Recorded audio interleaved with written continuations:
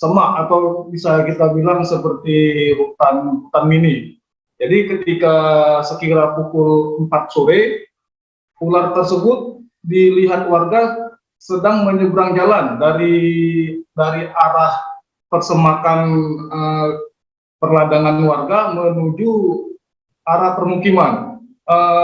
Ketika itu ular melintas dengan kecepatan yang sangat pelan, bahkan sempat berhenti di atas aspal. Demikian, Firda.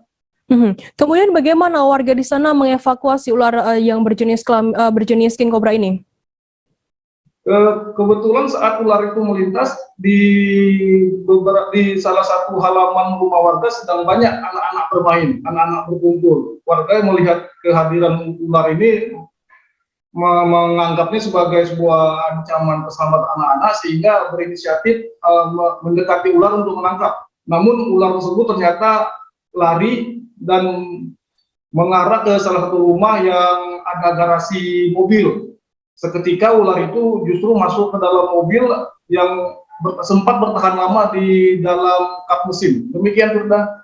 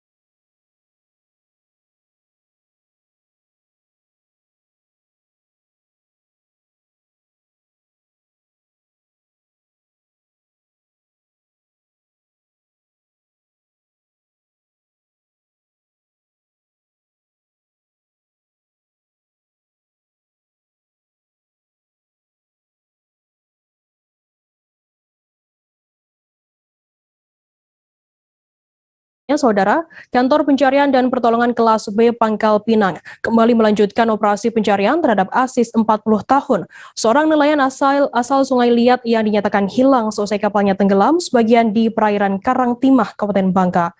Pencarian dilakukan pada Jumat 26 November hari ini, merupakan pencarian hari ketiga. Pencarian tak hanya diikuti oleh anggota Basarnas Pangkal Pinang, namun juga diikuti oleh tim gabungan dan anggota keluarga korban. Informasi lebih lengkapnya akan disampaikan oleh rekan jurnalis kami dari Bangka Pos. Ada Joni Kurniawan yang saat ini sudah tersambung bersama kami. Halo Joni. Iya, halo rekan Sudah. Joni, bisa Anda jelaskan bagaimana kronologi awal korban ini bisa tenggelam di perairan tersebut? Iya, rekan Sudah. Selamat sore. Sebelumnya dapat saya sampaikan pada hari Rabu, pada tanggal 24 November 2021 lalu, seorang nelayan menemukan sebuah kapal tenggelam sebagian di perairan Karangtimah, Kabupaten Bangka. Setelah melihat langsung kapal tersebut tenggelam, nelayan ini melakukan postingan di Facebook.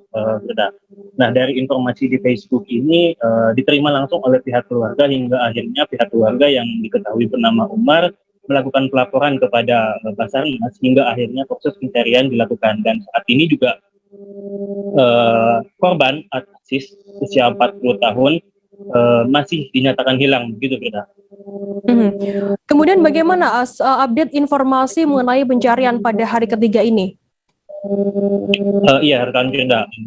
Setelah mendapatkan informasi dari pihak keluarga, Basarnas Pangkal Pinang melakukan proses pencarian terhadap Asis yang saat ini masih dinyatakan hilang, dan proses pencarian telah dilakukan sejak Rabu kemarin hingga Jumat hari ini.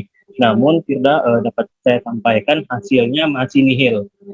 Tetapi pihak Basarnas akan tetap melanjutkan proses pencarian pada esok hari, begitu Firda. Nanti ini akan dilanjutkan hingga kapan, Joni, untuk proses pencariannya? Juga apakah nantinya akan diperluas begitu untuk titik lokasinya? Iya, rekan Firda, untuk perluasan pencarian telah dilakukan sejak kemarin, begitu Firda. pihak keluarga bahkan turut serta dalam proses pencarian ini sehingga dapat memudahkan pencarian.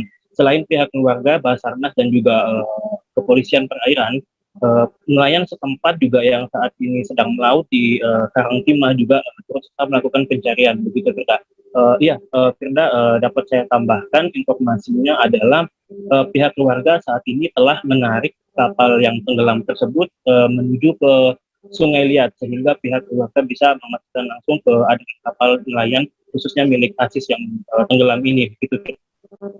Baik, terima kasih rekan jurnalis dari Bangka Pos, Joni Kurniawan atas laporan Anda. Selamat bertugas kembali. Kita beralih ke informasi selanjutnya, Saudara. Hujan deras yang mengguyur sejumlah tempat di Kabupaten Tanah Laut Tala, Kalimantan Selatan pada Jumat 26 November tak hanya mengakibatkan puluhan rumah warga di Desa Ranggang, Kecamatan Takisung kebanjiran. Jembatan utama di dekat Pantai Takisung juga mengalami keretakan yang cukup parah. Kondisi itu memunculkan kerawanan bagi pengendara. Apalagi titik retak pada salah satu jalurnya telah menggerus tepi oprit hingga berlubang memanjang.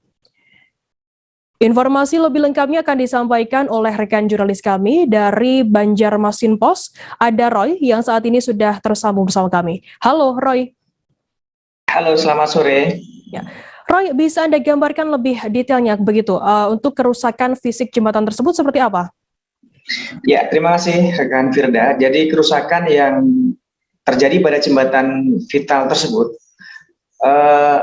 ya ini terjadi pada satu sisi oprit dari segmen 2, bisa disebut demikian, artinya dari arah Pelihari menuju ke arah pantai itu terjadi pada sisi oprit bagian segmen kedua. Itu yang paling parah adalah sisi oprit pada tepi ke arah pantai. Jadi itu sudah mengalami kerusakan ambrol begitu. Kemudian ada lubang memanjang sekitar 3 meter dengan bentang lebar sekitar mungkin sekitar 13 cm ya. Tetapi itu bagian bawah telah tergerus, terpapar ombak sehingga posisi aspal yang ada di atas jembatan itu telah menggantung. Jadi kondisi sudah teramat rawan. Karena itu kemudian apalagi juga titik retak itu mulai memanjang, membentang, melintang di badan aspal di jembatan itu, tidak cuma di satu lajur tapi juga telah mencapai ke lajur sebelahnya. Demikian rekan Firda. Roy, kemudian sejak kapan kerusakan tersebut sudah terjadi dan apa penyebab kerusakan oprit jembatan itu? Ya, kerusakan titik retak pada oprit jembatan vital ini diperkirakan terjadi pada dini hari Jumat hari ini, dini hari tadi, karena adanya curah hujan yang cukup tinggi pada dini hari, kemudian baru berhenti hujan tersebut sekitar menjelang subuh, sehingga diperkirakan kondisi itulah yang memperparah kondisi kerusakan, karena sebetulnya menurut penuturan dari juga ini penyebabnya menurut penuturan dari camat setempat, Camat Takisung, saat ini kan juga terjadi gelombang besar dari pasang besar air laut, sehingga kemudian itu bertemu dengan air sungai, kemudian terjadilah hantaman pada sisi oprit di situ, karena kebetulan pada bagian yang rusak ini siring pengaman di bagian bawah itu telah ambrol sejak beberapa waktu yang lalu. Nah, kemudian sehingga ombak itu langsung menggerus di bagian bawah sisi oprit di jembatan itu. Jadi kemudian ada hujan deras pada dini hari tadi, kemudian ini diperkirakan mungkin saling mempercepat kerusakan tersebut karena ada hujan, kemudian juga datangnya air gelombang pasang dengan ombak yang agak keras sehingga gerusan itu semakin kuat, sehingga kemudian dini hari tadi mulai menyebabkan oprit tersebut menjadi retak, memanjang dan memunculkan lubang. Demikian rekan Firda. Roy, lalu bagaimana dengan arus lalu lintas di sana? Apakah juga ada pengalihan arus akibat adanya kerusakan oprit jembatan ini? Ya, jadi kemudian kondisi tersebut disikapi secara cepat oleh pihak-pihak terkait dari pihak kecamatan dan juga instansi terkait di Tanah Laut. Pada saat tahap awal pada pagi tadi, sementara adalah berupa penutupan satu jalur, karena begini, karena jembatan itu ada 2 lajur, karena di bagian tengah itu dipasangi median jalan yang kecil, jadi ada 2 lajur. Nah, pagi tadi karena memang terjadi kerusakan outlet pada satu sisi, kemudian satu sisi yang mengalami kerusakan pada outlet tersebut itu ditutup untuk roda 4. Sementara untuk roda 2 masih diperkenankan lewat hingga pagi hingga siang tadi. Cuman kemudian pada informasi terkini yang kami dapatkan mulai sekitar setelah sholat Jumat tadi, untuk mobil ya, truk dan roda 4 sudah ditutup, tidak diperkenankan lewat karena memang mempertimbangkan kondisi yang rawan. Cuman untuk roda 2 masih diperkenankan untuk melintas. Nah, kemudian untuk mengantisipasi sebagai solusinya untuk roda 4, truk dan sebagainya, itu ada jalan alternatif memutar sepanjang sekitar 3 km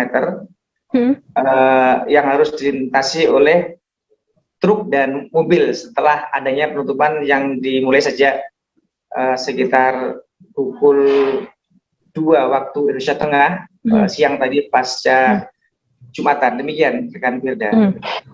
Ray, kemudian dengan kondisi seperti ini, bagaimana kemudian upaya dari Pemkab Talas sendiri untuk menanggulangi dan memperbaiki agar outlet yang rusak ini? Ya, pemerintah daerah setempat pagi tadi juga telah turun ke lokasi, dalam hal ini melalui Dinas Pekerjaan Umum, dan juga informasi yang kami dapatkan dari Komisi DPRD, Komisi 3 yang membidangi tentang infrastruktur juga telah turun bersama-sama. Dari pihak pejabat PU setempat telah menyatakan bahwa karena itu merupakan merupakan jalan provinsi statusnya, sehingga mereka telah melaporkan ke Dinas PU Provinsi untuk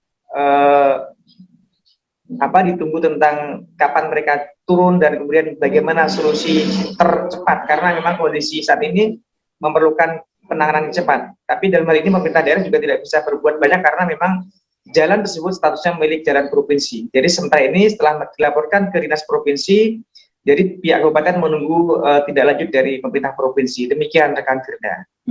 Baik, Tribuners, jurnalis kami tadi juga sudah menghimpun keterangan dari Yudo Restanto, Camat Takisung. Berikut liputannya untuk Anda. Warahmatullahi wabarakatuh, melaporkan bahwa kondisi jembatan Takisung ini tadi pagi jam 5 itu masyarakat melaporkan adanya retakan dan patahan. Setelah dikonfirmasi memang benar ada patahan. Penyebabnya mungkin nanti ada ahli yang menjelaskan, namun sebelumnya itu terjadi hujan lebat di daerah Gunung Makmur Takisung dan juga ombak air pasang beserta ombak kencang. Dan memang sebelumnya jembatan sudah turun, namun ini parahnya sehingga membuat jembatan menjadi patah, sehingga membahayakan mungkin bagi roda 4. Takutnya akan semakin beban berat, akan membuat jembatan menjadi semakin turun. Jadi kami sarankan untuk roda 4 melintas lewat jalur Sukadamai menuju Tabania. Kalau dari Takisung ke Plehari bisa lewat sebelah Balai Desa Lama. Supaya ini tidak memperparah kondisi jembatan yang ada ini. Demikian, ada jalan alternatif Pak Camat ya? Ada Pak, jadi sekitarannya agak jauh namun tidak berisiko. Sekitaran 3 kilo lah sedikitnya Pak. Aspal juga kan? Aspal, sepanjang jalan aspal. Sementara untuk jembatan utama ini untuk jalurnya satu jalur yang bisa dibuka ini ya sebenarnya? Sementara ini, tapi kita menunggu bapak dari Polres sama dari Diskup kebijakannya seperti apa, karena ini membahayakan. Kita beralih ke Jawa Barat, Saudara. Seorang siswa Paralayang bernama Ayu asal kota Jakarta tersangkut di batang pohon sekitaran landing Paralayang Cisarua, Kabupaten Bogor pada Kamis 25 November. Beruntung kejadian ini segera ditangani dan dievakuasi oleh petugas Damkar Ciawi, sehingga tidak menimbulkan cedera yang cukup serius. Informasi lebih lengkapnya akan disampaikan oleh rekan jurnalis kami dari Tribun Bogor, ada Rahmat yang saat ini sudah tersambung bersama kami. Halo Rahmat. Ya, baik rekan Firda. Ya. Rahmat, bisa Anda jelaskan apa faktor yang mengakibatkan siswa tersebut bisa tersangkut di pohon? Baik, terima kasih rekan Firda. Berdasarkan informasi yang dihimpun oleh tribunnewsbogor.com di lokasi kejadian, beberapa pengakuan dari koordinator landing para layang maupun instruktur pelatih para layang, faktor kejadian tersebut murni diakibatkan oleh faktor cuaca. Begitu rekan Firda. Kemudian bagaimana untuk kronologi hingga Ayu ini bisa tersangkut di pohon? Baik, rekan Firda, untuk kronologisnya, sesaat setelah evakuasi, Tribuners mencoba untuk mencari informasi kepada Ayu selaku siswa penerbang para layang yang tersangkut itu. Menurut pengakuan beliau, pada saat dia akan landing di para layang Puncak Cisarua Kabupaten Bogor itu, angin dari kanan tiba-tiba berubah, ataupun angin dikatakan sedang tidak bagus. Namun pada saat kejadian tersebut, koordinator landing para layang Cisarua Kabupaten Bogor mencoba meneriaki Ayu melalui sambungan radio. Begitu, Firda. Kemudian apakah Ayu ini yang tersangkut ini apakah memang sudah memiliki lisensi atau belum, Rahmat? Baik, rekan Firda, baru saja saya mencari informasi terkini terkait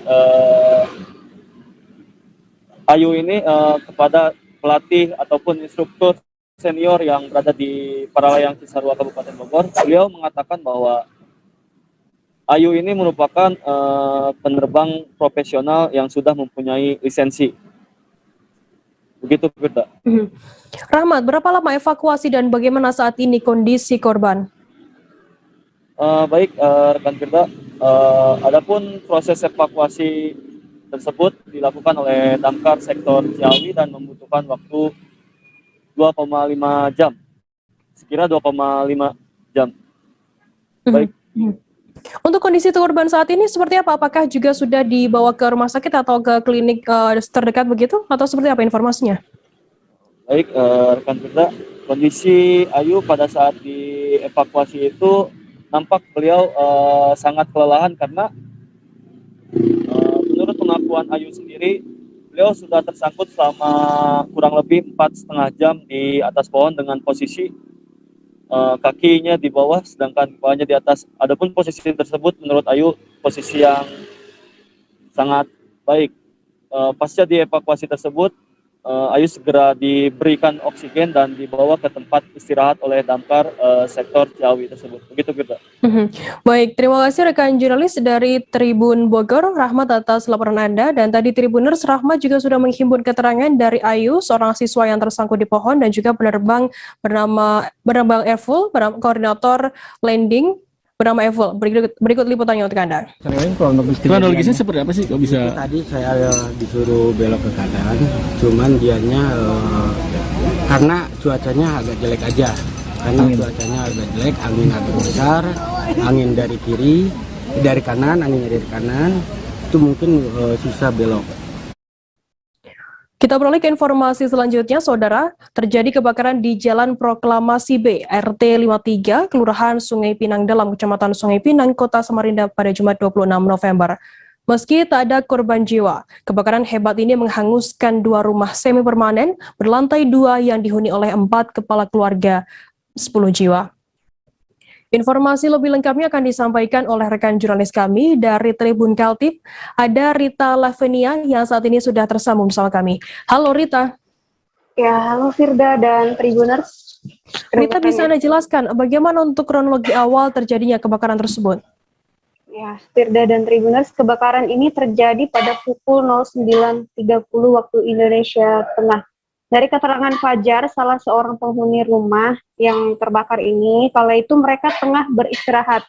Namun tiba-tiba sang ibu berteriak histeris saat si Fajar ini keluar, api sudah membesar pada bagian dinding rumah. Nah, dari keterangan sang ibu, sempat terdengar suara ledakan di bagian dinding tepat di terminal listrik mereka ya. Juga bangunan terbuat dari kayu dalam hitungan detik, jadinya api cepat membesar sehingga dan melahap habis 2 bangunan berlantai 2 tersebut, Firda dan Tribuners. Dan untuk diketahui bangunan ini merupakan bangunan lama yang sudah berusia 50 tahun lebih. Jadi dia itu satu atap dan 2 pintu, Firda. Rita, kemudian berapa lama untuk proses pemadaman sendiri dan apa saja kendala yang dihadapi oleh pihak petugas di sana? Ya, api berhasil ditaklukkan setelah 1 jam 30 menit. Pemadam kebakaran Kota Samarinda berupaya memadamkannya. Juga kendalanya karena sangat banyak warga menonton, juga memarkirkan kendaraannya tidak pada tempatnya. Alhasil keberadaan mereka itu menghalangi unit-unit pemadam kebakaran untuk masuk karena memang jalan akses masuknya itu sangat sempit. Selain itu juga sumber air itu sangat minim di lokasi kejadian, jadi mereka menggali parit dan menyedot kembali air hasil penyiraman tersebut. Nah, tapi tentu itu bukan kendala ya, Tribuners, karena sudah menjadi tantangan dan harus dilewati sehingga api bisa dikuasai dalam waktu 1 jam lebih. Firda dan Tribuners.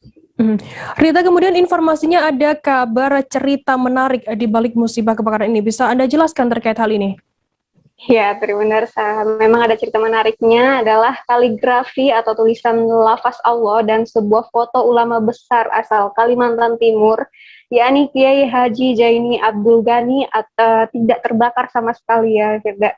Nah, ulama karismatik ini lebih banyak orang kenal sebagai nama guru sekumpul di Banjarmasin dan juga Kalimantan. Nah, kaligrafi ini tersebar di seluruh dinding rumah yang ludes terbakar ya.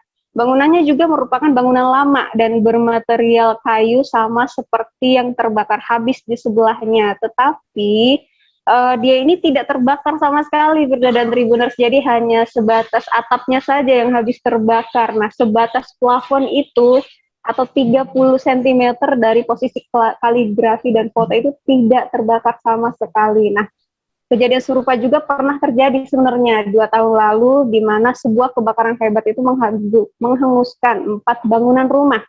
Tetapi hanya foto guru sekumpul yang tidak terbakar api, bahkan basah pun tidak ya, padahal ya, waktu itu dinding tempat ditempatkannya itu juga hangus terbakar. Dan untuk diketahui, Firda dan Tribuners, Kiai Haji Jainal Abdul Ghani atau guru sekumpul ini merupakan salah seorang ulama tersohor di Kalimantan Selatan. Nah, beliau juga dijuluki ulama sejuta umat. Juga dia wafat pada 2005 lalu pada usia 63 tahun dan kini kuburannya hingga saat ini tuh masih menjadi destinasi religi utama di Martapura, Banjarmasin, Kalimantan Selatan, Firda dan Tribuners. Baik, terima kasih rekan jurnalis dari Tribun Kaltim Rita Lavenia atas laporan Anda. Selamat bertugas kembali. Tribuners, kita akan sejenak, tetaplah di live update. Oke, apa kabar Bang Arif di sini untuk strateginya? Kalau saya sendiri di Jumip 37 ini yang semalam baru mulai, saya udah pasti. Sebenarnya aku nggak ngerasa itu penangkapan atau penggerbegan atau apapun itu, karena gini loh, posisinya aku kriteria. Jadi kita mengenal disebut dengan stroke yang tidak berdarah dengan stroke yang berdarah. Stroke yang tidak berdarah itu biasanya ditandai dengan adanya penyumbatan. Kalau itu penyumbatan di sini mungkin pikirnya tidak ke situ kali ya, tapi kalau di Korea atau di Kamboja itu ada beberapa paper yang saya itu mas, ya dulunya tukang koran. Oh gitu ya, tukang koran. Ya saya baca itu tuh kan, pernah baca kan. Jadi kalau saya jadi tanggal itu udah bersyukur banget. Si anak ini dijadikan sebagai tersangka begitu.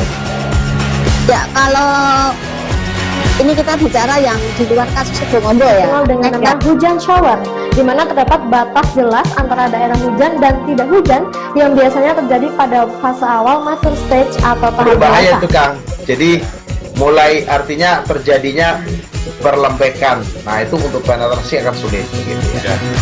Dok saya ini menurut saya memang tidak mudah, bukan urusan tanah diambil. Kalau misalnya Amerika Serikat sekarang, Rasulullah mengatakan dalam sebuah hadis bahwa berpuasa di 6 hari Syawal itu. Oke, apa kabar Bang Arif di sini untuk strateginya? Kalau saya sendiri di Jumip 37 ini yang semalam baru mulai, saya udah pasti.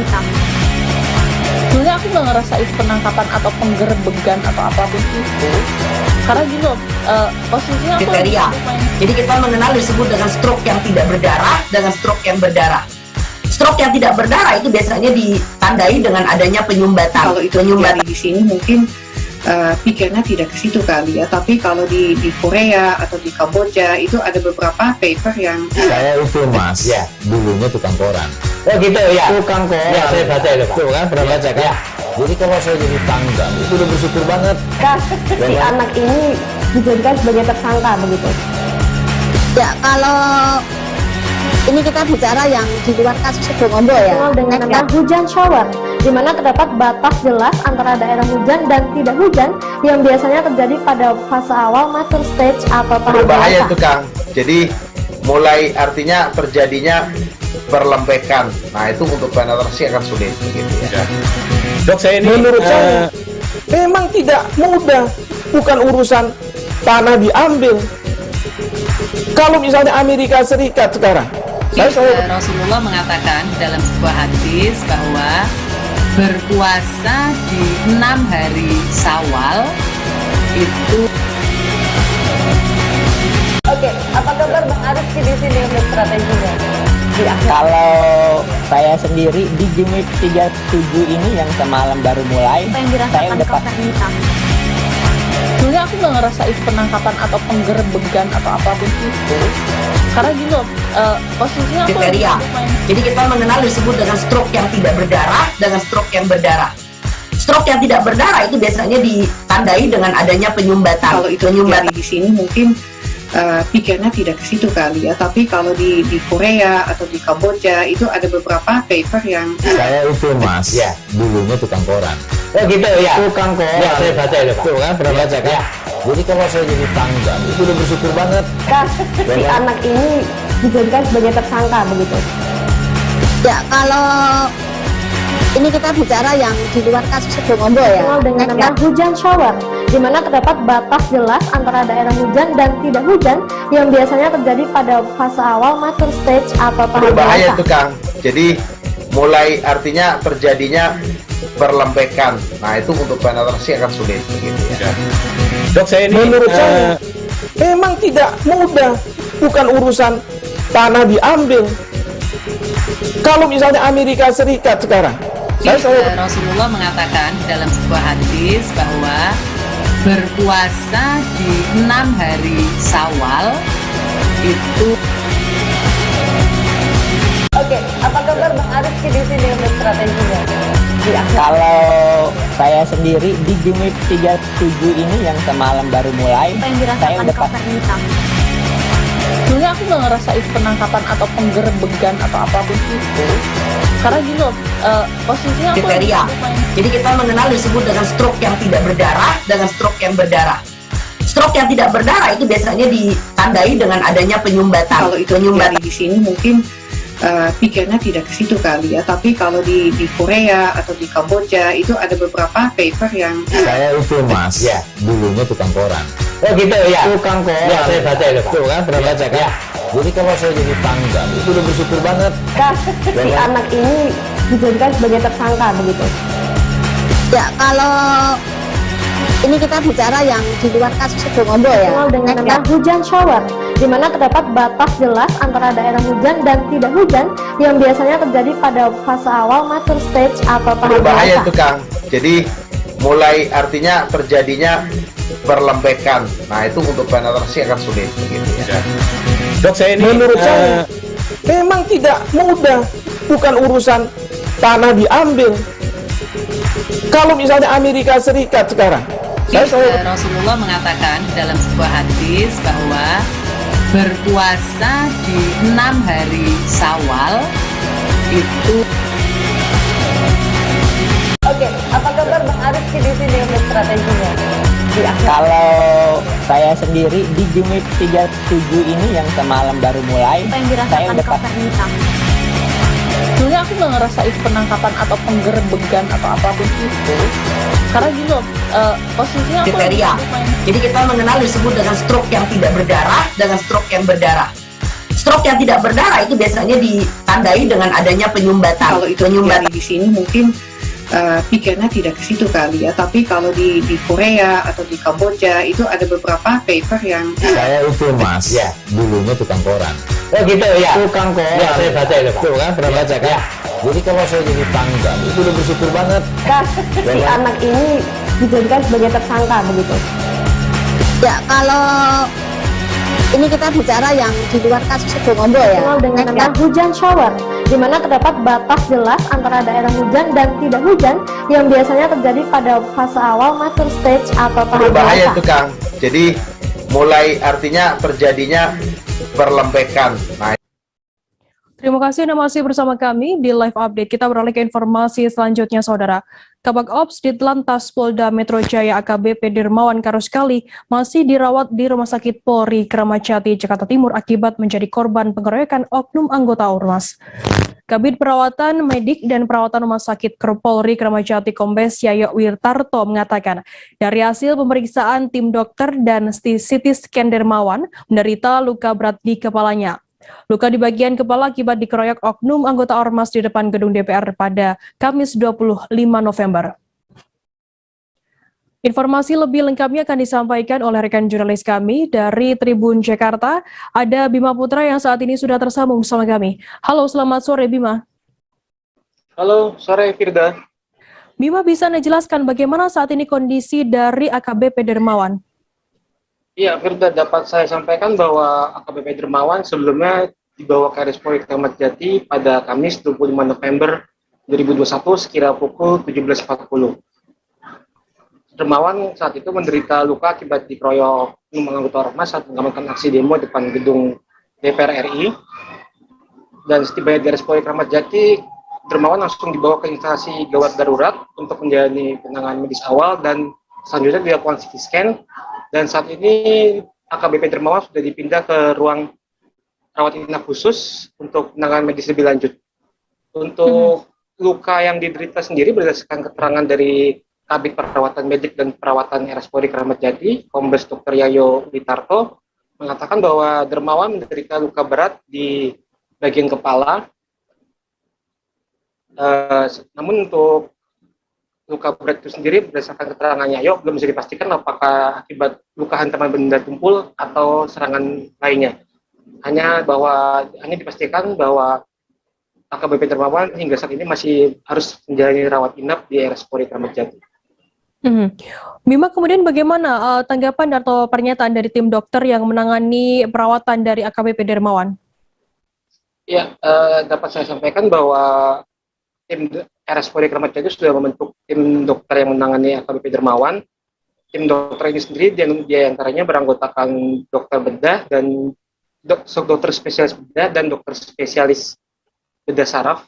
Namun untuk apakah AKBP Dermawan harus dilakukan tindakan medis operasi atau tidak, Kombes Yayo tadi belum bisa memberi keterangan lebih lanjut, hanya menjelaskan bahwa masih perlu diobservasi dan akibat luka berat di kepala dan harus menjalani rawat inap. Bima, kapan AKBP Dermawan sendiri? Ya, silakan.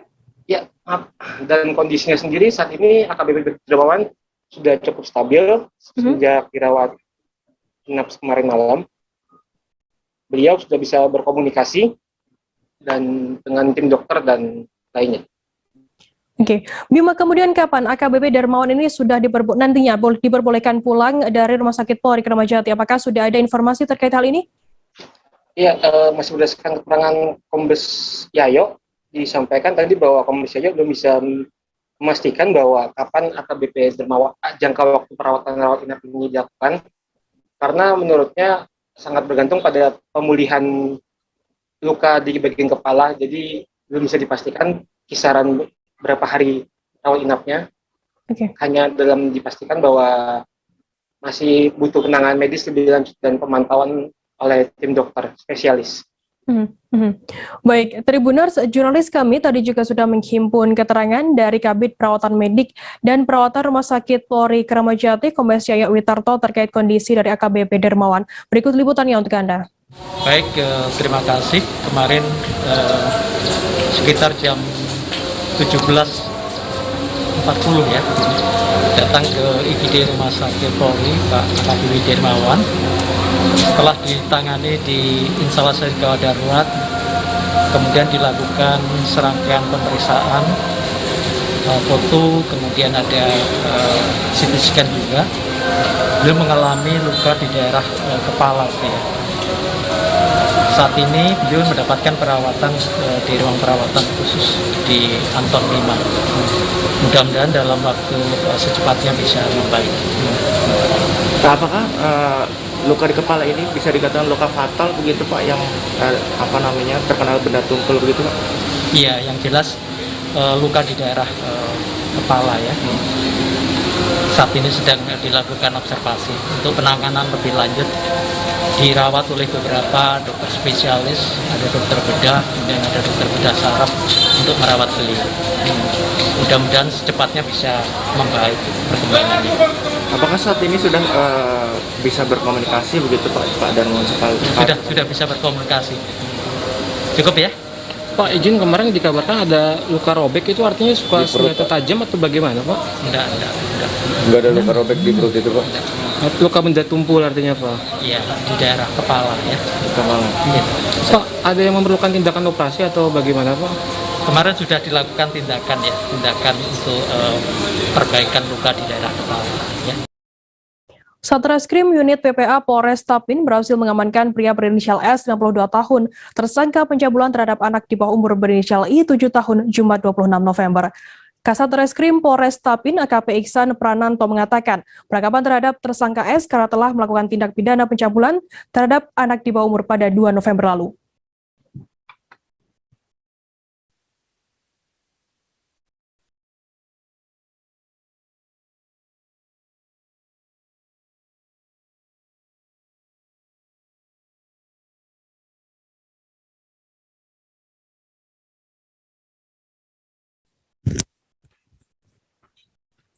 Informasi lebih lengkapnya akan disampaikan oleh rekan jurnalis kami dari Banjarmasin Post. Ada Stanislaus Sene yang saat ini sudah tersambung bersama kami. Halo Sten.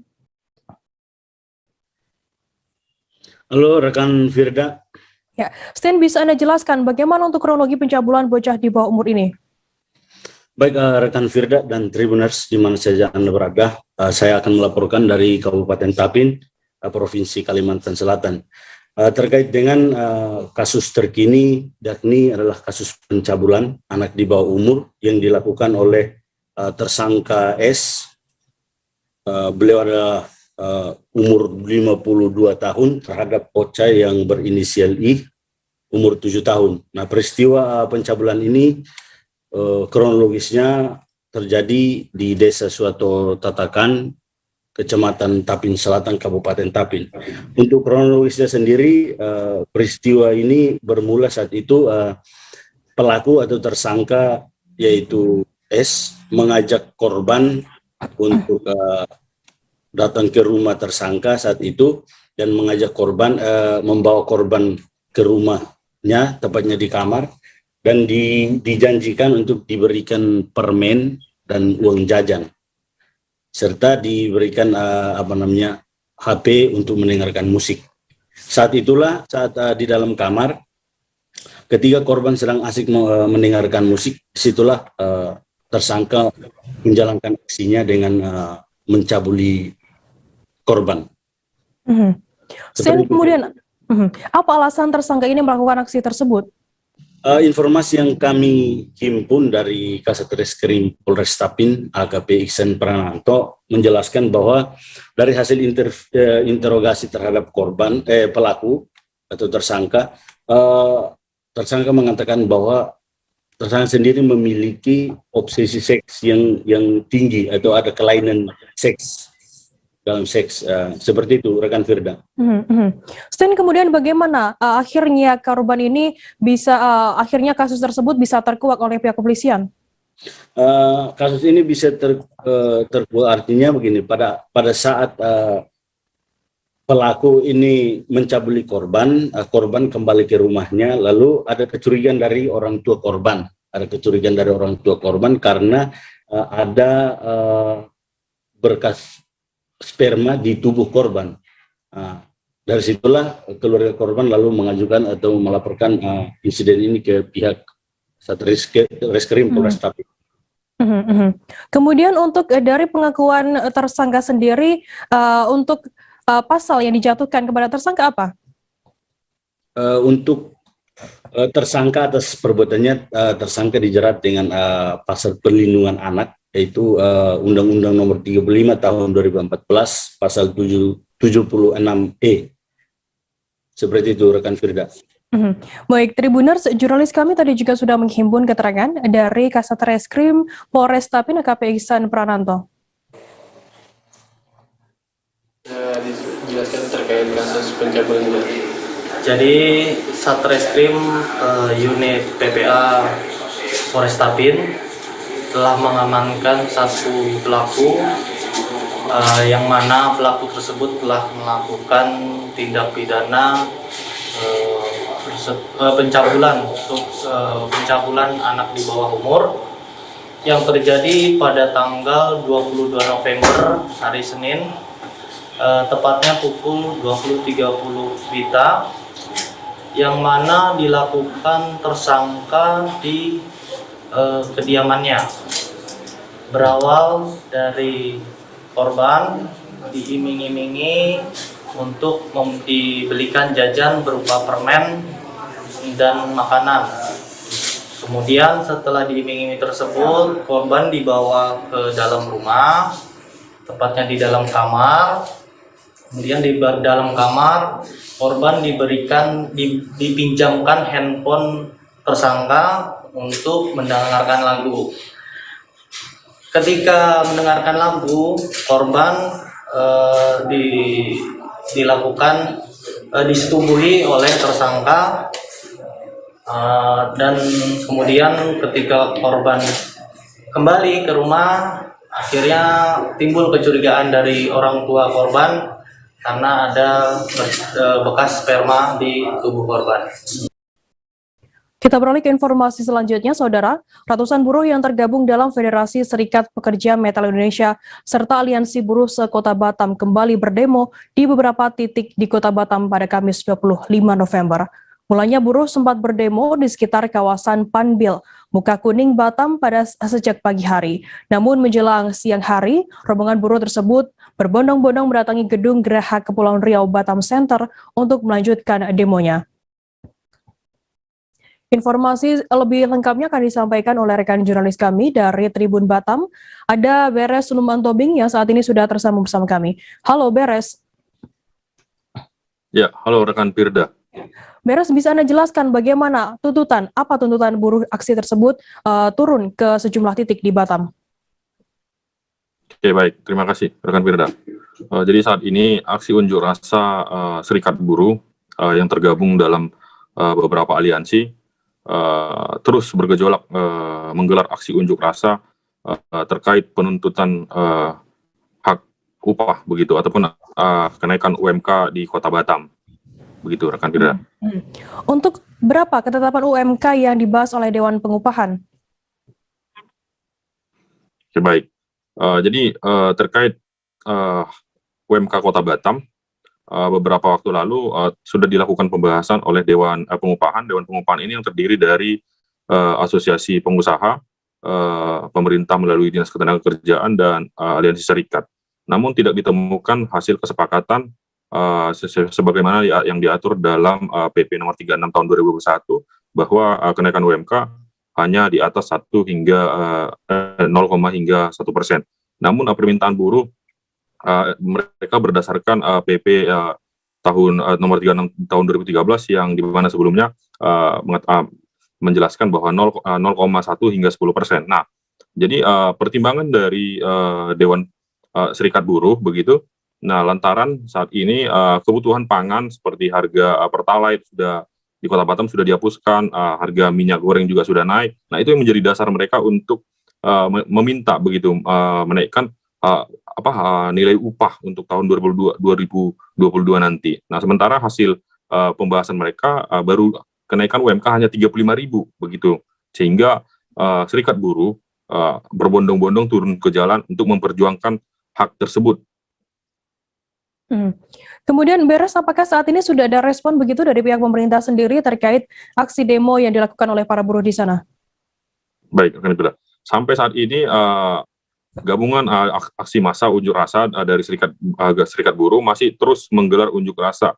Bahkan mereka mengancam untuk berlanjut hingga 4 hari ke depan.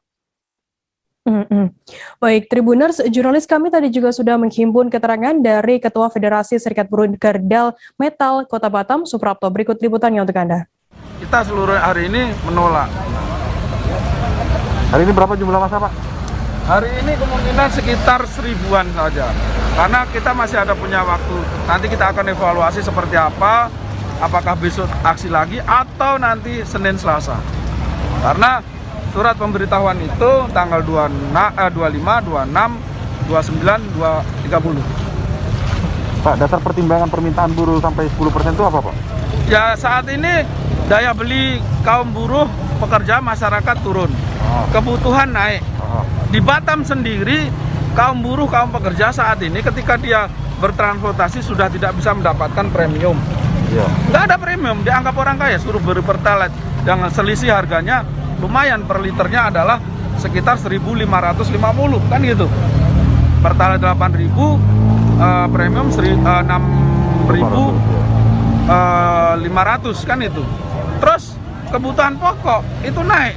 Yang paling konkret yang dirasakan rumah tangga adalah minyak goreng. Minyak goreng yang rata-rata 12.000 sekarang sampai 16-17.000. Artinya naik 40-an% gitu loh. Ini yang menjadi pertimbangan juga gitu loh. Maka dari itu kita meminta 7-10% dari UMK tahun 2021 ini. Langkanya bahan bakar BBM jenis Pertalite di Kabupaten Kepulauan Talaut membuat masyarakat terus mempertanyakan kinerja pemerintah. Kelangkaan BBM di Talaut sudah terjadi selama beberapa minggu berjalan. Pada Kamis 25 November, harga eceran BBM jenis premium atau Pertalite di pangkalan-pangkalan kecil dijual dengan harga mulai dari Rp15 hingga Rp20.000 per liternya. Pedagang BBM di Kepulauan Miangas, Albert Nusa mengatakan bahwa harga premium atau Pertalite Rp25.000 terjadi karena tak ada pasokan. Informasi lebih lengkapnya akan disampaikan oleh rekan jurnalis kami dari Tribun Manado. Ada Ivan Mamentiwalo yang saat ini sudah tersambung bersama kami. Halo Ivan. Halo Firda. Ya, Ivan, bisa Anda jelaskan bagaimana kondisi lokasi SPBU di Kabupaten Talaut sendiri terkait adanya krisis BBM di sana? Ya, oke. Baiklah rekan Firda. Oke, saat ini rekan Firda, untuk situasi di wilayah Kabupaten Kepulauan Talaut, khususnya di SPBU Melongwane, terlihat banyak kendaraan roda 2 maupun roda 4 yang sedang mengantri BBM jenis premium dan jenis Pertalite, benar. Mereka sudah mengantri sudah hampir 3 hari lamanya, benar. Sampai saat ini mereka masih melakukan atau masih mengantri untuk mendapatkan BBM yang sampai saat ini BBM di Kabupaten Kepulauan Talaut masih sangat langka. Ya, Firda. Kemudian Ivan, apa penyebab sampai kelangkaan tersebut terjadi di Talaut? Ya, oke, rekan Firda. Untuk penyebab kelangkaan, warga menuding rekan Firda di mana ada permainan dari pihak pengelola Pertamina dengan memberikan atau memberikan kesempatan bagi para masyarakat yang membeli dengan secara memborong, kemudian mereka menjual lagi dengan eceran di harga-harga eceran dengan harga bervariasi mulai dari 15.000 sampai dengan 25.000, seperti itu. Kemudian bagaimana untuk peran pemerintah sendiri dalam menyikapi adanya krisis atau kelangkaan BBM di Talaut sendiri? Ya, oke, rekan Firda. Dalam waktu dekat ini pemerintah Kabupaten Kepulauan Talaut bersama Forkopimda dengan instansi terkait akan melakukan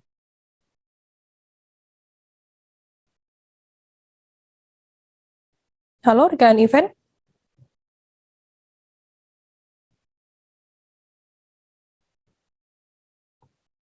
Halo rekan Ivan, bisa mendengar kami dari studio? Antara pihak pengelola Pertamina dengan masyarakat, seperti itu. Mungkin bisa Anda ulangi sedikit mengenai tadi ada sedikit gangguan sehingga Tribuners di rumah belum bisa mendengar jawaban Anda dengan rinci begitu. Terkait peran pemerintah Kabupaten Talaut sendiri untuk menyikapi krisis BBM di sana, seperti apa?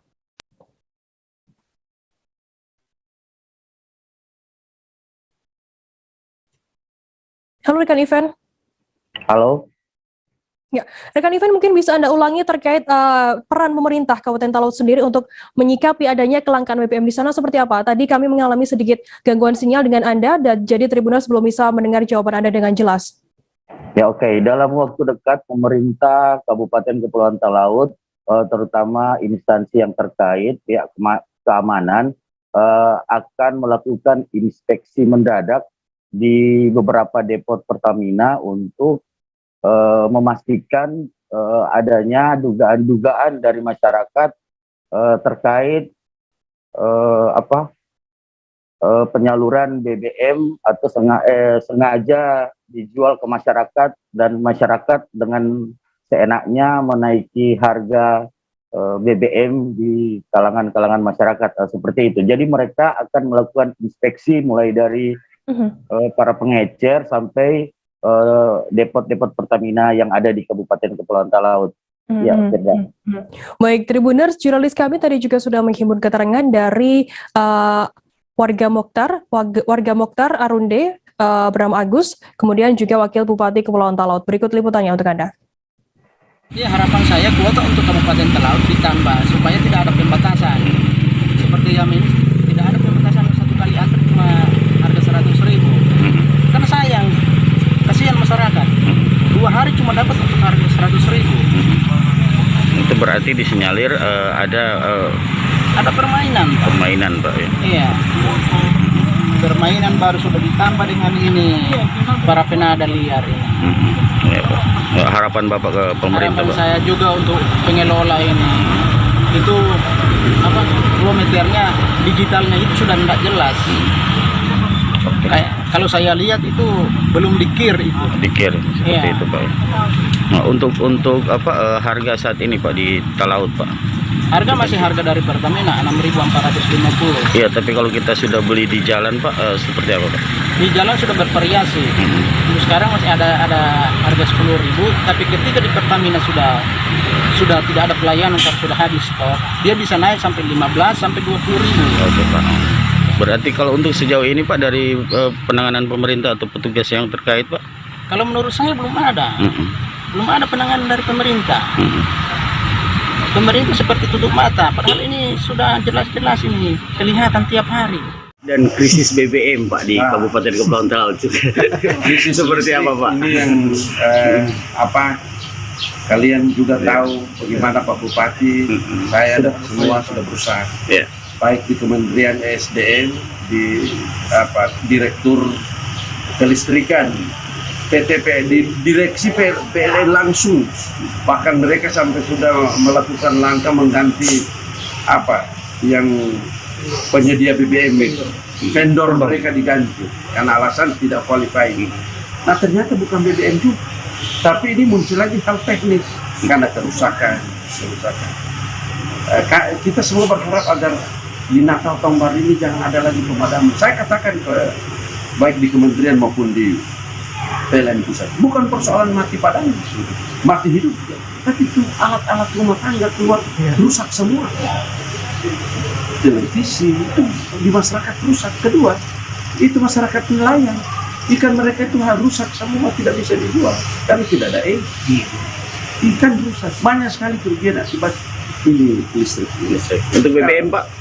BBM? Saat ini, Pak, sudah sampai 15.000. BBM mungkin kita harus melakukan operasi. Ada itu kebocoran, kenakalan. Ada di rekaman yang beredar itu. Siap. Itu saya yakin itu benar. Bahwa jadi pengecer dengan mereka lebih suka menjual ke pengecer. Pengecer menunggu BBM habis baru mereka jual dengan harga mahal. Ini nanti rapat Forkopimda kami akan bahas. Berarti dalam Tribuners, usai jeda kami akan kembali di informasi menarik lainnya, tetaplah di Live Update. Oke, apa kabar Bang Aris di sini untuk strateginya? Kalau saya sendiri di Jumit 37 ini yang semalam baru mulai, Apa yang saya dirasakan udah Kapten Hitam? Sebenarnya aku nggak ngerasain penangkapan atau penggerebekan atau apapun itu. Karena gini loh, posisinya aku Kriteria. Jadi kita mengenal disebut dengan stroke yang tidak berdarah dengan stroke yang berdarah. Stroke yang tidak berdarah itu biasanya ditandai dengan adanya penyumbatan. Kalau itu terjadi di sini mungkin pikirnya tidak ke situ kali ya, tapi kalau di Korea atau di Kamboja itu ada beberapa paper yang Saya itu Mas, ya, dulunya tukang koran. Oh gitu ya. Tukang koran. Ya, saya baca itu, Pak. Tuh kan, pernah baca kan? Ya. Jadi kalau saya jadi tanggal, itu udah bersyukur banget. Si anak ini dijadikan sebagai tersangka begitu. Ya, kalau ini kita bicara yang di luar kasus Sebongombo ya. Dikenal dengan nama hujan shower, di mana terdapat batas jelas antara daerah hujan dan tidak hujan yang biasanya terjadi pada fase awal mature stage atau tahap Berbahaya dewasa. itu Kang. Jadi mulai artinya terjadinya perlembekan. Nah itu untuk penetrasi akan sulit begitu ya. Dok, saya ini menurut saya memang tidak mudah, bukan urusan tanah diambil. Kalau misalnya Amerika Serikat sekarang, Rasulullah mengatakan dalam sebuah hadis bahwa berpuasa di 6 hari Syawal itu. Oke, apa kabar Bang Aris di sini untuk strateginya? Kalau saya sendiri di Jumit 37 ini yang semalam baru mulai, Apa yang saya dirasakan udah Kapten Hitam? Sebenarnya aku nggak ngerasain penangkapan atau penggerebekan atau apapun itu. Karena gini loh, posisinya aku Kriteria. Jadi kita mengenal disebut dengan stroke yang tidak berdarah dengan stroke yang berdarah. Stroke yang tidak berdarah itu biasanya ditandai dengan adanya penyumbatan. kalau itu terjadi di sini mungkin pikirnya tidak ke situ kali ya, tapi kalau di Korea atau di Kamboja itu ada beberapa paper yang Saya itu Mas, ya, dulunya tukang koran. Oh gitu ya. Tukang koran. Ya, saya baca itu, Pak. Tuh kan, pernah baca kan? Ya. Jadi kalau saya jadi tanggal, itu udah bersyukur banget. Si anak ini dijadikan sebagai tersangka begitu. Ya, kalau ini kita bicara yang di luar kasus Sebongombo ya. Dikenal dengan nama hujan shower, di mana terdapat batas jelas antara daerah hujan dan tidak hujan yang biasanya terjadi pada fase awal mature stage atau tahap Berbahaya dewasa. itu Kang. Jadi mulai artinya terjadinya perlembekan. Nah itu untuk penetrasi akan sulit begitu ya. Dok, saya ini menurut saya memang tidak mudah, bukan urusan tanah diambil. Kalau misalnya Amerika Serikat sekarang, Rasulullah mengatakan dalam sebuah hadis bahwa berpuasa di 6 hari Syawal itu. Oke, apa kabar Bang Aris di sini untuk strateginya? Kalau saya sendiri di Jumit 37 ini yang semalam baru mulai, Apa yang saya dirasakan udah Kapten Hitam? Sebenarnya aku nggak ngerasain penangkapan atau penggerebekan atau apapun itu. Karena gini loh, posisinya aku Kriteria. Jadi kita mengenal disebut dengan stroke yang tidak berdarah dengan stroke yang berdarah. Stroke yang tidak berdarah itu biasanya ditandai dengan adanya penyumbatan. kalau itu terjadi di sini mungkin pikirnya tidak ke situ kali ya, tapi kalau di Korea atau di Kamboja itu ada beberapa paper yang Saya itu Mas, ya, dulunya tukang koran. Oh gitu ya. Tukang koran. Ya, saya baca itu, Pak. Tuh kan, pernah baca kan? Ya. Jadi kalau saya jadi tanggal, itu udah bersyukur banget. Si anak ini dijadikan sebagai tersangka begitu. Ya, kalau ini kita bicara yang di luar kasus Sebongombo ya. Dikenal dengan nama hujan shower, di mana terdapat batas jelas antara daerah hujan dan tidak hujan yang biasanya terjadi pada fase awal mature stage atau tahap Berbahaya dewasa. itu Kang. Jadi mulai artinya terjadinya perlembekan. Nah itu untuk penetrasi akan sulit begitu ya. Dok, saya ini menurut saya memang tidak mudah, bukan urusan tanah diambil. Kalau misalnya Amerika Serikat sekarang, Rasulullah mengatakan dalam sebuah hadis bahwa berpuasa di 6 hari Syawal itu. Oke, apa kabar Bang Aris di sini untuk strateginya? Kalau Saya sendiri di Jumip 37 ini yang semalam baru mulai, saya udah Sebenarnya aku nggak ngerasain penangkapan atau penggerebekan atau apapun itu, karena gini loh, posisinya aku kriteria. Jadi kita mengenal disebut dengan stroke yang tidak berdarah dengan stroke yang berdarah.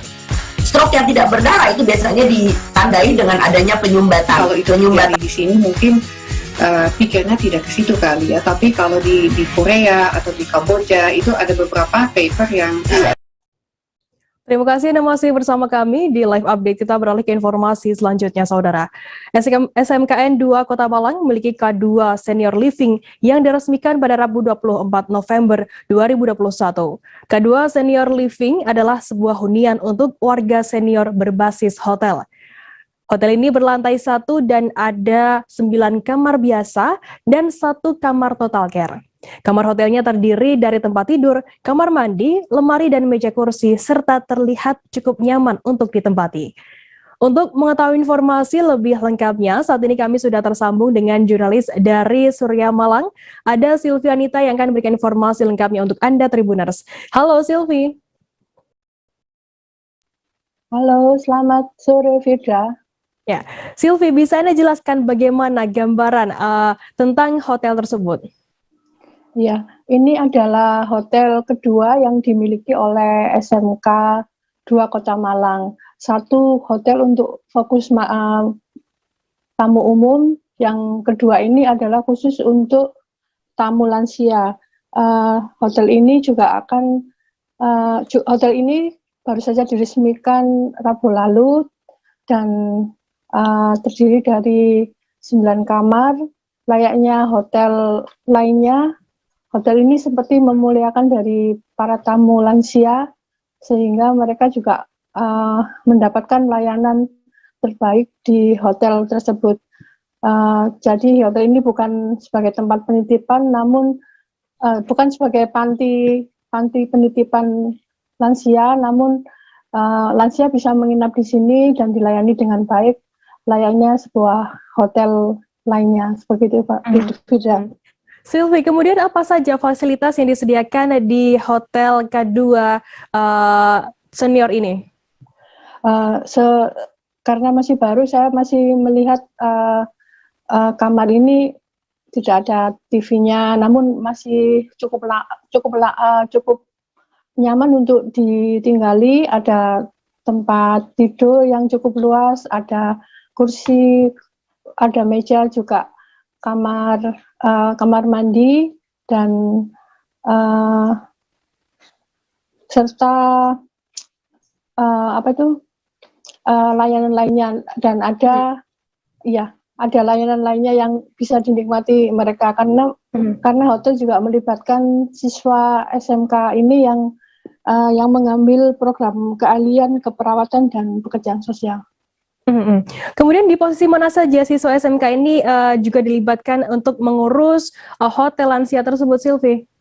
Ya, mereka ini akan berlatih untuk melayani lansia karena mereka yang diterjunkan di sini adalah siswa yang mengikuti kelas industri untuk melayani lansia. Jadi mungkin tidak semua siswa, namun siswa pilihan yang bisa masuk ke sini. Mereka dari keperawatan dan pekerjaan sosial. Oke, baik. Tribuners, jurnalis kami tadi juga sudah menghimpun keterangan dari seorang tamu hotel bernama Miftah dan juga manajer K2 Senior Living SMKN 2 bernama Endang Widowati. Berikut liputannya untuk Anda. Merupakan unit bisnis SMK 2 Malang, termasuk juga Teknik Teknik. Jadi fungsinya selain di sini bisnis, mengajari anak-anak untuk bekerja sesuai dengan dunia kerja, dan juga untuk peningkatan kompetensi anak-anak. Jadi itu intinya. Untuk tarifnya gimana, Bu? Tarif sebenarnya kita sudah bikin, tapi nanti mungkin perjalanan waktu kan tidak permanen. Suatu saat berubah. Nanti saya beritahu. Paling murah berapa, Bu? Mulai berapa sampai berapa? Jadi gini kan paket. Kalau paket kamar saja, misalkan 200, misalkan ditambahi pendampingan kayak gini kan, misalkan 50.000. Terus home care berbeda lagi harganya. Di yang total care juga berbeda lagi. Karena harus 24 jam dipantau. Pak Miftah, ya Mulai menghuni sejak kapan Pak Miftah? mulai Hari ini? kemarin. Oh, mulai kemarin. Oh, alasannya mungkin Pak? Alasannya karena ini ya, yang saya tahu satu-satunya ya hotel lansia yang ada di Malang. Oh, gitu. Itu saya hanya ingin mencoba. Nah ini ingin tahu bagaimana Isinya, layanan daripada hotel lansia. Selama ini kan hotel pada umumnya seperti itu ya. Nah itu. Terus selama kemarin itu kegiatannya apa aja Pak? Ya saya hanya kemarin hanya cuma anuan saja. Santai-santai. Santai-santai saja. Nah ini tadi ya santai-santai saja yang ingin melihat dan layanan daripada hotel lansia ini. Gitu. Gimana Pak? Layanannya mungkin merasakan hotel lansia di Malang ini ya memang sudah memadai, hanya satu yang kurang ya dari meseknya nggak ada. Oh, kalau ada terapisnya gitu. Terapisnya lah ya ini intinya kalau apa namanya hotel lansia ini harus ada kaitannya dengan masalah terapi ya. Orang lansia itu kan ya lebih seneng diterapi daripada disuntik. Oh gitu. Dari Jawa Timur kita beralih ke Jawa Tengah, Saudara. Abrasi yang terjadi di kawasan pesisir utara Jawa Tengah, terutama di Desa Seriwulan, Kecamatan Sayung, Kabupaten Demak, tampak semakin mengkhawatirkan. Ratusan hektar permukiman warga saat ini sudah terendam rob atau air laut. Warga yang bertahan yakni mereka rumahnya terdampak rob namun mampu meninggikan tanahnya. Sementara yang lainnya terpaksa harus meninggalkan rumah dan memilih menyewa kos atau mengontrak rumah di tempat yang tidak terendam air. Informasi lebih lengkapnya akan disampaikan oleh rekan jurnalis kami dari Tribun Jateng, ada Reza Gustaf yang saat ini sudah tersambung bersama kami. Halo, selamat sore Reza. Selamat sore Firya. Ya, Reza, bisa Anda jelaskan tepatnya ada berapa hektar lahan milik warga yang saat ini sudah tergerus air rob?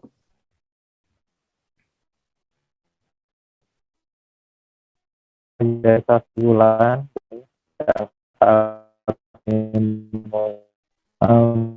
bahwa dari rumah 400 hektar wilayah di Seriwulan tersebut yang terendam rob saat ini sekitar 200 hektar. Jadi untuk garis pantai yang sudah tergerus itu sekitar 2 km dari bibir pantai. Kalau menurut pantauan kami banyak ada ratusan rumah mungkin yang saat ini sudah tenggelam dan tidak bisa dihuni sehingga dikosongkan. Untuk kondisinya cukup tidak layak. Begitu, Firda. Reza, untuk saat ini bagaimana kondisi air rob rumah-rumah warga, ratusan rumah warga yang terendam air rob di sana? Dari pantauan kami, pekan lalu kondisinya masih tergenang juga. Bahkan untuk permukiman yang tidak ikut tergerus oleh air laut tersebut masih mengalami rob seperti SD Negeri 3 di Seriwulan dan beberapa rumah lain. Kepala Jamroni sendiri mengatakan bahwa rob saat ini masih terjadi saat malam hari, namun tidak separah saat waktu sebelumnya yang terjadi pada siang hari, sehingga saat siang hari hingga sore hari rob itu sudah mulai turun dan kondisinya kering. Begitu. Reza, kemudian bagaimana tanggapan atau langkah kemudian dari pemerintah sendiri untuk mengatasi banjir rob ini?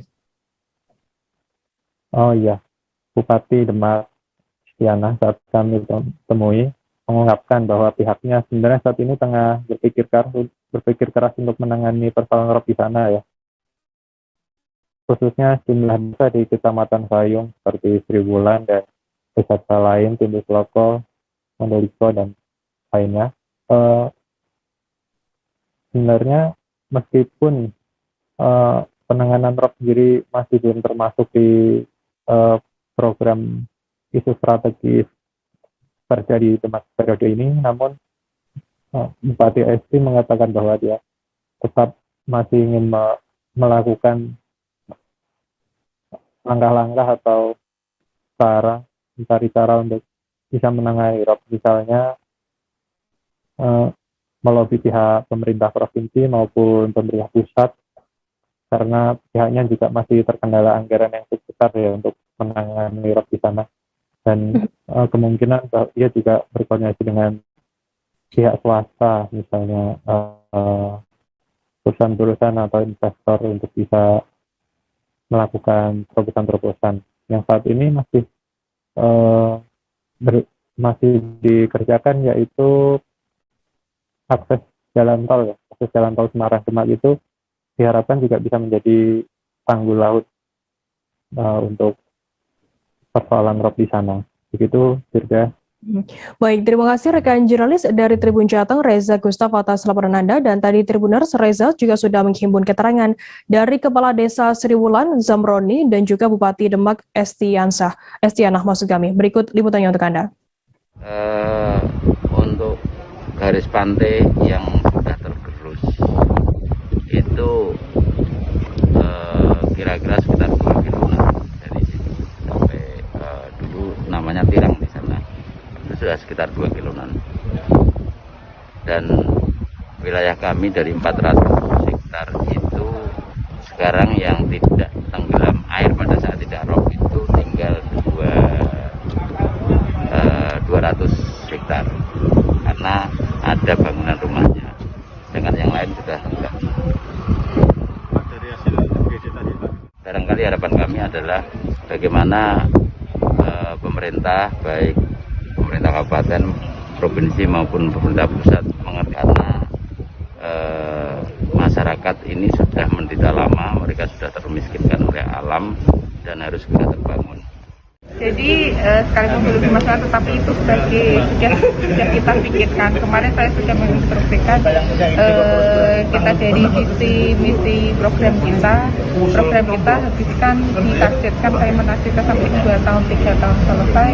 Akhirnya sisanya kita akan berpikir untuk penanganan rob, tapi di sela-sela itu kita juga berpikir untuk penanganan rob seperti kita kemarin sudah mengunjungi daerah Monduso dan Timbul Soko. Mereka inginnya seperti apa, ada yang satunya relokasi, kita akan sudah menganggarkan untuk relokasi di tempat yang sekarang kita yang urgent terlebih dahulu, karena kalau secara umum kita ingin membuat data secara ini karena dananya sangat besar sekali, kita dari daerah memang sudah mengaku tidak mampu, dan kita akan melobi-lobi berusaha mendekatkan diri baik ke provinsi maupun pusat bagaimana kita mendapat bantuan, mungkin nanti kedepannya ada investor apa yang bisa mengurangi dampak di rob tersebut. Gubernur DIY Sri Sultan Hamengkubuwono ke-10 siap menerapkan kebijakan pemberlakuan pembatasan kegiatan masyarakat atau PPKM level 3 di wilayahnya saat libur Natal dan Tahun Baru, tepatnya sepanjang 24 Desember hingga 2 Januari 2022 mendatang. Hal itu untuk menindaklanjuti keinginan pemerintah pusat yang akan menerapkan PPKM level 3 di semua wilayah di tanah air.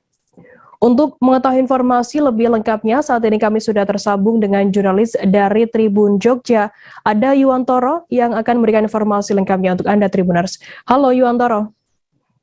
Halo, selamat sore rekan Firda. Ya. Yuwantoro, bisa Anda jelaskan bagaimana saat ini kesiapan Pemda DIY sendiri untuk dalam penerapan PPKM level 3 di sana? Ya baik, jadi bisa saya informasikan untuk menanggapi keinginan pemerintah pusat yang hendak memberlakukan PPKM level 3 di seluruh wilayah tanah air, pemerintah daerah istimewa Yogyakarta akan segera menerbitkan instruksi gubernur untuk menindaklanjuti turunnya instruksi Menteri Dalam Negeri nomor 62 tahun 2021 yang berisi mengenai pedoman bagi kepala daerah untuk melakukan pembatasan mobilitas masyarakat saat libur Nataru nanti. Pemda DIY juga berkomitmen untuk memenuhi dan mematuhi segala ketentuan yang tercantum dalam Mendagri tersebut, misalnya seperti penutupan kawasan alun-alun, kemudian penerapan skema ganjil genap di tempat-tempat wisata, hingga pembatasan kunjungan wisatawan sebesar 50% dari total kapasitas destinasi wisata yang ada di daerah istimewa Yogyakarta. Demikian, Firda. Kemudian apa pesan khusus dari Sri Sultan kepada masyarakat Yogyakarta sendiri menjelang Natal dan Tahun Baru? Ya, Sri Sultan berpesan kepada masyarakat untuk tak khawatir menyikapi peningkatan level PPKM di daerah istimewa Yogyakarta. Jadi untuk saat ini, DIY ini menerapkan PPKM level 2 dan nanti saat Nataru, otomatis PPKM di DIY akan naik satu level jadi level 3. Sultan juga menjelaskan bahwa keputusan itu tidak berkaitan dengan melonjaknya kasus terkonfirmasi di daerah, tapi lebih kepada upaya dari pemerintah untuk membatasi mobilitas masyarakatnya di saat libur akhir tahun.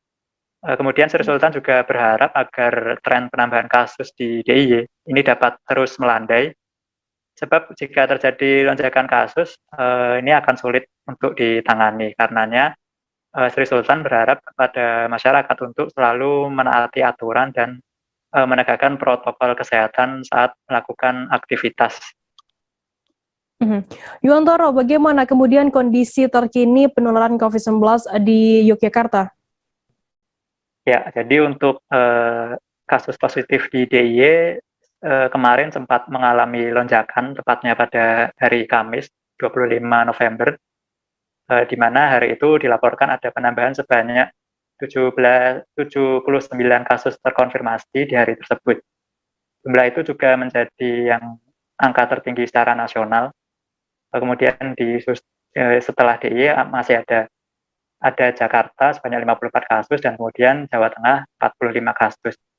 Jadi untuk penambahan di hari tersebut itu didominasi dari penambahan dari klaster sekolah, karena memang saat ini Pemda DIY sedang gencar melakukan tes acak kepada warga di sekolah. Kemudian untuk hari ini penambahan kasus di DIY sudah mengalami penurunan, di mana dilaporkan penambahan sebanyak 33 kasus. Demikian, Firda. Baik, terima kasih rekan jurnalis dari Tribun Jogja, Yuwantoro, atas laporan Anda. Dan tadi Tribuners, Yuwantoro juga sudah menghimpun keterangan dari Gubernur DIY Sri Sultan Hamengkubuwono ke-10. Berikut liputannya untuk Anda. Ada rencana menerapkan PPKM level 3 dari pusat untuk Jawa Bali? Ya nggak apa-apa, tapi dengan level 3 berarti ya kita kembali ya atau memberikan pengetatan, tapi pengetatannya seperti apa saya belum tahu. Itu tergantung keputusan dari Jakarta. Untuk wisata apakah?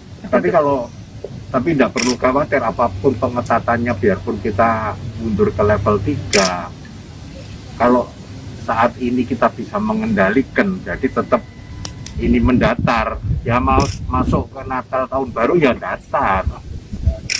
Tapi kalau sekarang naik, karena untuk menurunkan kan perlu waktu 2 minggu. Kalau naik gampang, kalau nurunkannya yang Longsor kembali menerjang gedung sekolah di Kabupaten Tanah Toraja, Provinsi Sulawesi Selatan. Kali ini Sekolah Dasar Negeri 206 di Lembang, Desa Kandua, Kecamatan Bituang, Kabupaten Tanah Toraja. Satu ruang kelas belajar di sekolah tersebut rusak berat akibat diterjang longsor. Kerusakan terjadi pada dinding kelas, material longsor juga menimbun sejumlah kursi, meja, dan buku pelajaran murid.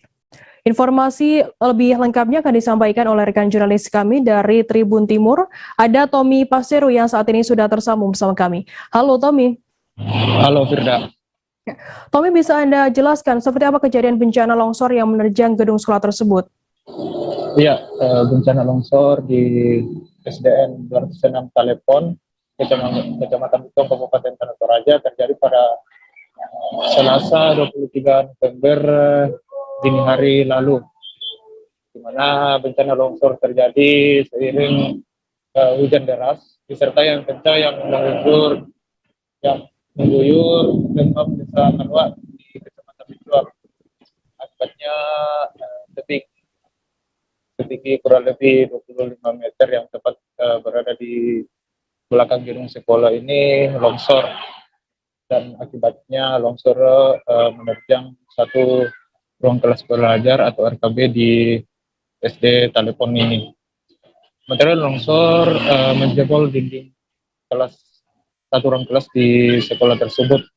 Material longsor juga menimbun sejumlah kursi, meja, dan buku pelajaran murid-murid.